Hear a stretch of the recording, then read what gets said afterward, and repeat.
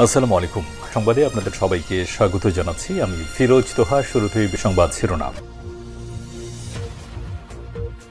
বাংলাদেশের সর্বশেষ গুরুত্বপূর্ণ আপডেট সংবাদে আপনাকে স্বাগত। শুরুতেই সংবাদ শিরোনাম, পরে বিস্তারিত। শুরুতেই জানিয়ে দিব, সিলেটের সীমান্তের জঙ্গল থেকে বিচারপতি মানিক গ্রেপ্তার। সুপ্রিম কোর্টের সাবেক বিচারপতি আবুল হোসেন মোহাম্মদ শামসুদ্দিন চৌধুরী মানিককে গ্রেপ্তার করেছে border guard of Bangladesh BGB. গতরাতে সিলেটের কানাইঘাট উপজেলার সীমান্তবর্তী দনা এলাকা থেকে তাকে গ্রেপ্তার করা হয়। বিজিবির জনসংযোগ কর্মকর্তা শরীফুল ইসলাম বিষয়টি নিশ্চিত করেছেন। বিচারপতি শামসুদ্দিন চৌধুরী মানিক সবসময় মানুষকে রাজাকার ইত্যাদি বলে গালিগালাজ করতেন। এরপর বিচারপতি মানিক নাকি দেলোয়ার হোসেন সাঈদীকে ফাঁসি দিয়েছিলেন, এমনটাই জানিয়েছে তৎকালীন প্রধান বিচারপতি এস.কে. সিনহা। এবং এর আগে বিএনপির প্রতিষ্ঠাতা এবং সাবেক রাষ্ট্রপতি জিয়াউর রহমান সম্পর্কেও আপত্তিকর মন্তব্য করেছিলেন বিচারপতি শামসুদ্দিন চৌধুরী মানিক। এরপর জানিয়ে দিব, সাবেক চিফ হুইপ আসম ফিরোজ গ্রেপ্তার। জাতীয় সংসদের সাবেক চিফ হুইপ টানা ৮ বারের সংসদ সদস্য আসম ফিরোজকে গ্রেপ্তার করেছে ডিবি। জানিয়ে দিব, বন্যা নাকি ষড়যন্ত্র সেটি তদন্ত করে দেখব বললেন উপদেষ্টা আসিফ মাহমুদ। এদিকে বন্যার্তদের সহায়তায় রাজনৈতিক বা ধর্মীয় পরিচয় নয় বললেন তারেক রহমান। যারা বন্যাদুর্গত এলাকায় আটকে পড়েছেন তাদেরকে কোনো রাজনৈতিকভাবে না দেখে বা তাদেরকে ধর্মীয় দৃষ্টিকোণ থেকে না দেখে সবাইকে সমানভাবে সহায়তা করার আহ্বান জানিয়েছেন বিএনপির ভারপ্রাপ্ত চেয়ারম্যান তারেক রহমান। এবারে জানাবো, ফ্যাসিস্ট থেকে রক্ষা পেতে ১৫ বছরে অসংখ্য মানুষ শহীদ হয়েছে অভিযোগ করলেন বিএনপির মহাসচিব মির্জা ফখরুল ইসলাম আলমগীর। এবং সর্বশেষ জানিয়ে দিব, আজ ৬০ কর্মকর্তার সাক্ষাৎকার, পদায়ন নীতিমালা শিথিল, তৈরি হচ্ছে ডিসিদের ফিটলিস্ট। বৈষম্যবিরোধী ছাত্র আন্দোলনে ছাত্র জনতার গণঅভ্যুত্থানের পর জেলা প্রশাসক ডিসি নিয়োগ দিতে ফিটলিস্ট তৈরির কাজ শুরু করেছে সরকার। দীর্ঘদিন ধরে পদায়ন এবং পদোন্নতি বঞ্চিত কর্মকর্তাদের সুযোগ দিতে ডিসি পদায়ন নীতিমালা শিথিল করা হচ্ছে। নতুন তালিকা তৈরি করতে ৬১৭ জন উপসচিব পদমর্যাদার কর্মকর্তাকে আলোচনায় রাখা হয়েছে। প্রিয় দর্শক, এতক্ষণ শুনছিলেন সংবাদ শিরোনাম, এবারে বিস্তারিত। তবে তার আগে বন্ধুরা, অনুরোধ থাকবে এই সংবাদটিতে একটি লাইক দিন। এই চ্যানেলে আপনি নতুন হয়ে থাকলে আমাদের সংবাদটি দেখতে দেখতে চ্যানেলটি সাবস্ক্রাইব করে রাখুন। কমেন্ট করে আপনার মূল্যবান মতামত জানিয়ে দিন বন্ধুরা, আপনি বিশ্বের কোন দেশ থেকে বা বাংলাদেশের কোন স্থান থেকে আমাদের সংবাদটি দেখছেন এবং শুনছেন। এবারে বিস্তারিত।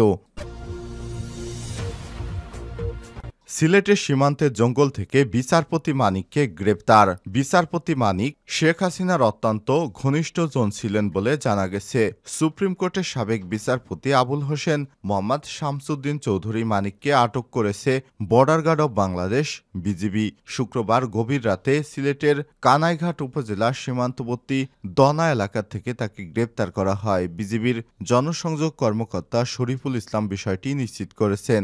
বিজিবি জানিয়েছে, সাবেক বিচারপতি মানিক সীমান্ত দিয়ে ভারতে পালিয়ে যাওয়ার চেষ্টা করছিলেন। এ সময় স্থানীয় জনগণের হাতে তিনি ধরা পড়েন। পরে বিজিবি তাকে গ্রেপ্তার করে। এর আগে বিএনপির প্রতিষ্ঠাতা এবং সাবেক রাষ্ট্রপতি জিয়াউর রহমান সম্পর্কে আপত্তিকর মন্তব্য করায় সাবেক বিচারপতি মানিকের বিরুদ্ধে এই ১৯ আগস্ট নোয়াখালীর আদালতে মামলা দায়ের করা হয়।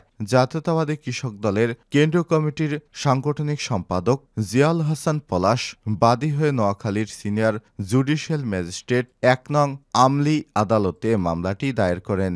মামলার সূত্র থেকে জানা গেছে, জিয়াউর রহমান সম্পর্কে আপত্তিকর মন্তব্য করেন সাবেক বিচারপতি আবুল হোসেন মোহাম্মদ শামসুদ্দিন চৌধুরী মানিক। তিনি বলেছিলেন, জিয়াউর রহমান মুক্তিযোদ্ধা ছিলেন না, তিনি ছিলেন পাকিস্তানের চর, অর্থাৎ তিনি ছিলেন রাজাকার, তিনি পাকিস্তানের এজেন্ট ছিলেন।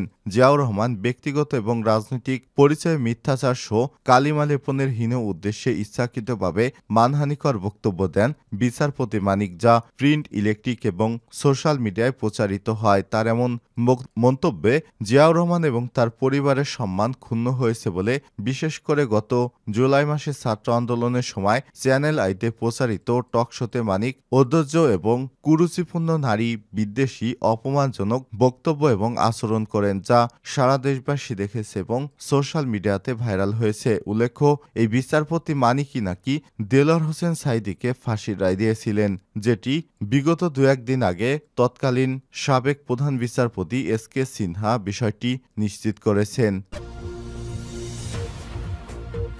সাবেক চিফ হুইপ আসম ফিরোজ গ্রেপ্তার।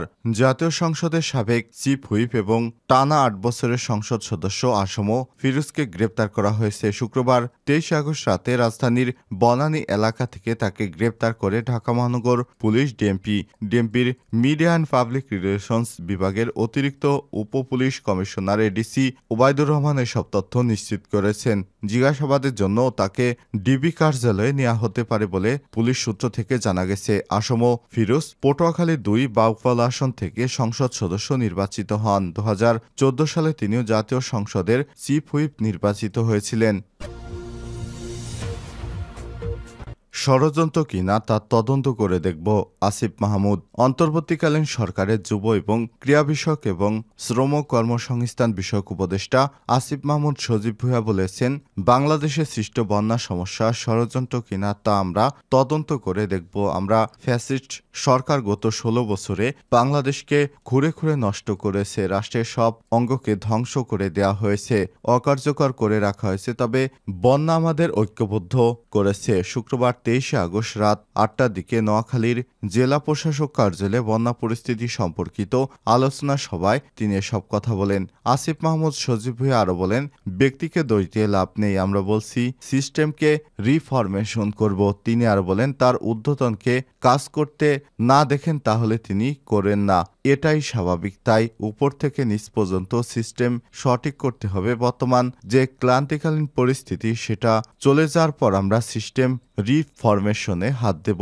ছাত্ররা এর জন্য লড়াই করতে সক্ষমতার পালাবদল এর জন্য নয়। এ সময় তিনি বলেন, নোয়াখালী উপকূলীয় অঞ্চল, এখানকার মানুষ বন্যার সাথে খুব একটা পরিচিত নয়, তবে উপকূলের প্রাকৃতিক দুর্যোগ এর বিষয়ে তারা সবসময় সচেতন। তাই উদ্ধার কাজে সবার কিছুটা বেগ পেতে হয়েছে। আমরা চাই সবাই মিলে কাজ করব। অন্যান্য জেলার মানুষ নোয়াখালীতে সাহায্যের হাত বাড়িয়ে দিতে এসেছে, আপনারা তাদের সহযোগিতা করবেন। এর আগে যুব এবং ক্রীড়া উপদেষ্টা আসিফ মাহমুদ সজীব ভুঁইয়া নোয়াখালীর বেগমগঞ্জের টেকনিক্যাল স্কুল আশ্রয় কেন্দ্রেও পরিদর্শন করেন। এ সময় বাসিন্দাদের সঙ্গে তারা কথা বলেন, তাদের খোঁজ খবর নেন। এরপর আশ্রয় কেন্দ্রের বাসিন্দাদের পুনর্বাসন এবং সরকারি সহায়তার বিষয়ে আশ্বস্ত করেন তিনি।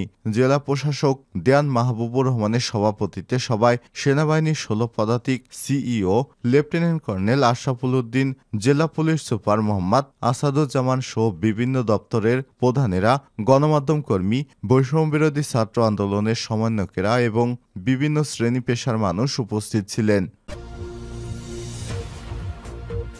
বন্যার্তদের সহায়তায় রাজনৈতিক বা ধর্মীয় পরিচয় নয়, তারেক রহমান।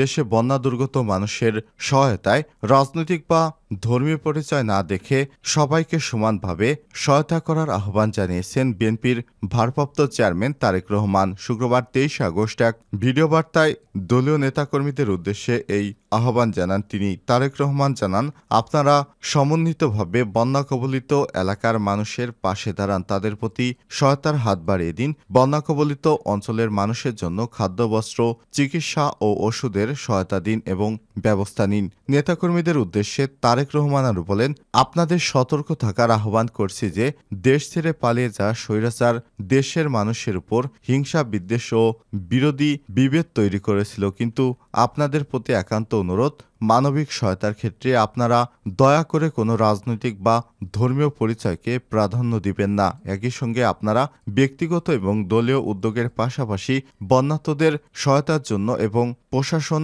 আপনাদের কাছে কোনো সহায়তা চাইলে দয়া করে সাধ্যমতো সেটি তাদের হাতে দিয়ে দিন।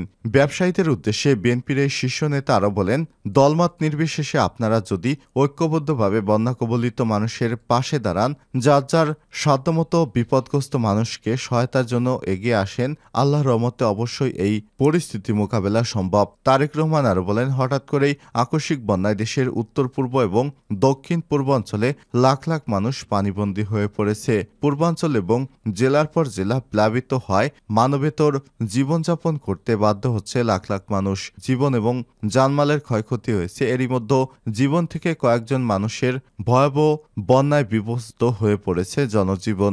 এদেরকে অবশ্যই আমাদের সামর্থ্য অনুযায়ী সবটুকু দিয়ে সহায়তা করতে হবে।